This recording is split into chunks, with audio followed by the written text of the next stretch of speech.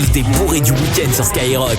Ah, ils ont trop bu, ils se retrouvent à la une de l'actu. On les retrouve tout de suite et on va commencer par La Roche-sur-Yon, on file en Vendée.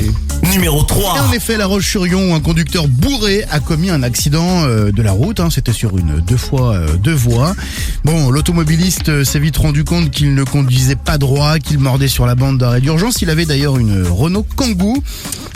Une autre a décidé de le dépasser et là, pas content, il s'est rabattu pour ne pas se faire doubler. Ça, c'est les cons en voiture. Je sais pas si vous en avez comme ça, si vous nous écoutez en voiture. Ça peut arriver, en voiture, ce matin, un mec que tu veux dépasser parce qu'il avance pas vite et puis à ce moment-là, il accélère.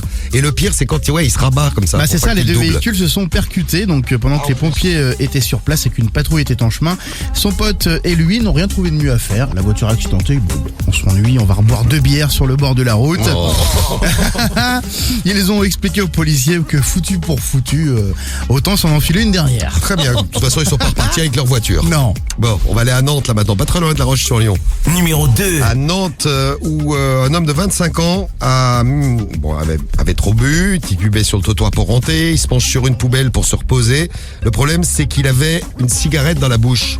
À ce moment-là, la cigarette tombe parce que le mec s'est endormi la tête dans la poubelle. La cigarette tombe dans la poubelle. Là, elle prend feu, la poubelle, évidemment. La cigarette met le feu à la poubelle. Bon, un automobiliste qui passe par là, voit le feu, prévient la police. Heureusement, le mec a eu les cheveux tout brûlés. Il les a engueulés quand même, quand les policiers sont arrivés. Ça se fait pas de réveiller les gens comme ça. Voilà, il a pu finir la nuit tranquillement en cellule de dégrisement. Et on file aux États-Unis parce qu'il n'y a pas qu'en France où on boit. Numéro 1. Ouais, aux States, des fois, ils en tiennent une bonne aussi. Une femme a parcouru sans le savoir les 45 km qui la séparaient de son lieu de travail à son domicile avec un mec totalement bourré et à poil qui dormait sagement à l'arrière de sa bagnole. Ah, le mec s'était couché là, il s'était déshabillé. Ouais. Alors, il ne faisait pas encore jour quand Amanda monte dans sa voiture. Sur la route, elle s'arrête pour faire le plein. Elle écoute la radio.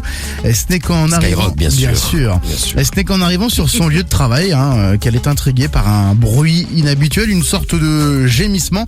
Là, elle coupe le son, elle entend encore une fois ce bruit, elle se retourne, elle voit ce mec de 21 ans sur sa banquette avec un short sur une seule jambe et une chemise enroulée autour d'un seul bras, complètement à poil quasiment donc.